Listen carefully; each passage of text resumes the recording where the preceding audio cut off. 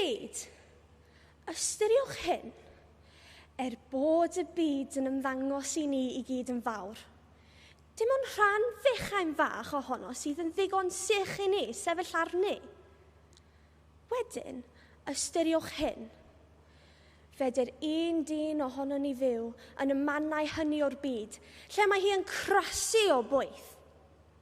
Ac, wedyn, y mae yna fannau eraill sydd yn eira a rhyw tragwyddol, ac yn mor eithafol oer, fel bydde hi'n anodd eithriadol i'r un ohono ni yno fyw.